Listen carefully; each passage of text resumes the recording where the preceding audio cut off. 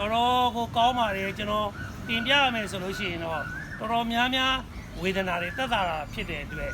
ကျွန်တော်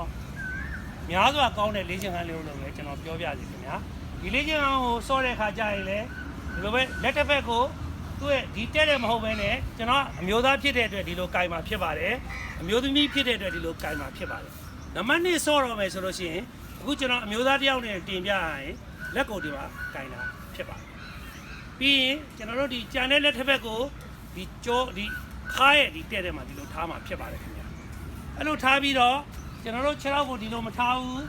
ဒီလိုလေးထားပြီးတော့ဆွဲတယ်လျှော့ပါတယ်ဆွဲတယ်လျှော့ပါတယ်ဆွဲတယ်လျှော့ပါတယ်ဆွဲတယ်လျှော့ပါတယ်အဓိကကတော့ကျွန်တော်တို့ဆွဲတဲ့ခါမှာခါဒီလိုလောက်ကိုလှောင်မသွားဖို့အရေးကြီးပါတယ်ခင်ဗျာအခုကျွန်တော်ပြန်တင်ပြပါမယ်ဒီလိုလေးလက်ကိုထားတယ်ဆိုလို့ရှိရင်သူ့ရဲ့စမ်းညင်မဲ့လက်ကိုဒီလိုခါကိုဒီလိုထားပါတယ်ခါလေးကိုကော့လိုက်ပါတယ်မိသီးလေးကိုမော့ပြီးတော့ခြေထောက်ကတွန်းတယ်လက်ကဆွဲတယ်